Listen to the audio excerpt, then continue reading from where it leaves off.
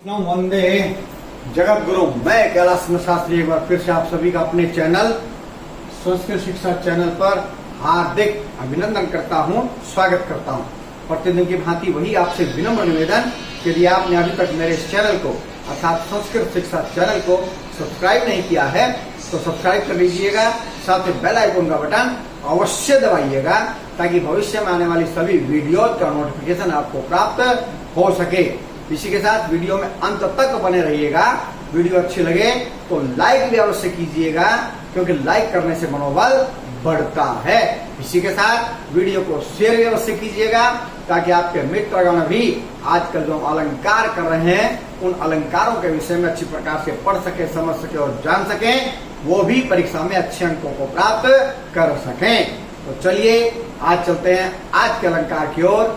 आज का अलंकार अन्योक्ति अलंकार 10 और 10 के बाद कर देते हैं हम बस। तो आज अलंकार अंतिम अलंकार अन्योक्ति अलंकार।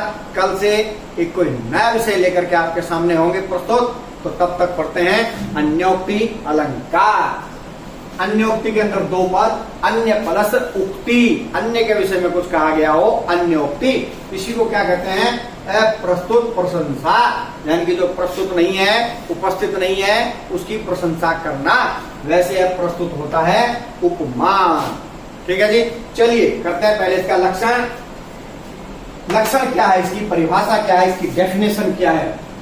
यत्र उपमानस्य वर्णनेन उपमेयं वर्ण्यते सा अन्योक्ति। जहाँ उपमान के वर्णन से उपमेय का वर्णन किया जाता है वह अन्योक्ति अलंकार होता है। उपमान को ही अप्रस्तुत कहते हैं, तो उपमान प्रस्तुत से जोड़ दिया, उपमान से अप्रस्तुतस्य। उपमेयम उपमेय प्रस्तुत, ऊपर बिंदी, यहाँ भी मैं उपमेयम प्रस्तुतम। ठीक है जी, तो ये उपमान और ये उपमेय। तो यत्र उपमानस्य वर्णनेन उपमेयं वर्ण्यते सा अन्योक्ति। जहाँ उपमान के वर्णन करने से उपमेय का वर्णन किया जाता है वह अन्योक्ति अलंकार होता है। अर्थात जहाँ उपमान के वर्णन के माध्यम से उपमेय का वर्णन किया जाए वहां अन्योक्ति अलंकार होता है। ठीक है जी, उपमान के द्वारा उपमेय के विषय में बताया जाए। उपमान उपमेय, ठीक है। उदाहरण के माध्यम से, एग्जाम्पल के माध्यम से समझते हैं। एक पंक्ति का उदाहरण है, क्या है? एक है कृति शकुंतेषु, योन्यम में दो अक्षर है, यह प्लस अन्यम, संधि करके बना योन्यम।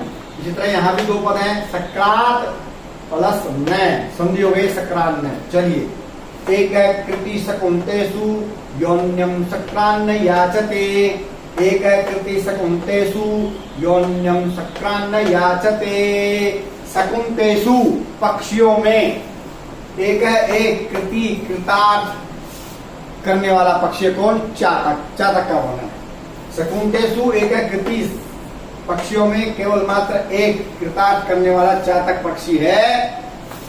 यह जो सक्रात अन्यम, शक्र बने होता इंद्र, सक्रात अन्यम, शक्र के अलावा, इंद्र के अलावा, न याचते, किसी से याचना नहीं करता। किसकी? पानी की बूंद की।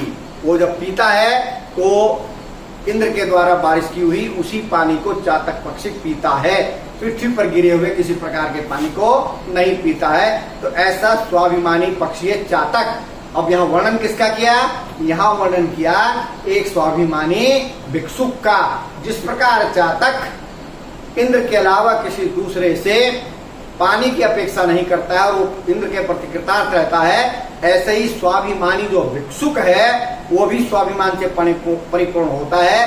क्षुद्र मनुष्य से कभी भी भिक्षा की मांग नहीं करता है। तो यहाँ चातक पक्षी के द्वारा चातक उपमान है, किसका वर्णन किया? एक स्वाभिमानी भिक्षुक का। इसलिए यहाँ पर अन्योक्ति अलंकार है। एक है कृति शकुंतेषु योन्यम सक्रान्न याचते। पक्षियों में एक चातक पक्षी है जो इंद्र के अतिरिक्त किसी और से याचना नहीं करता है, भिक्षा नहीं मांगता है। इसी प्रकार एक स्वाभिमानी भिक्षुक भी किसी क्षुद्र प्राणी से भिक्षा नहीं मांगता है। यहाँ पर जातक के माध्यम से एक स्वाभिमानी भिक्षुक का वर्णन किया गया है, इसलिए यहाँ पर अन्योक्ति अलंकार है। आशा करता हूँ आपको समझ में आ गया होगा। कल मिलते हैं एक नए विषय के साथ, एक नई ऊर्जा के साथ। आप बने रहिए संस्कृत शिक्षा चैनल के साथ। लाइक, शेयर और सब्सक्राइब अवश्य कीजिएगा। तब तक के लिए जय भारत, जय भारती।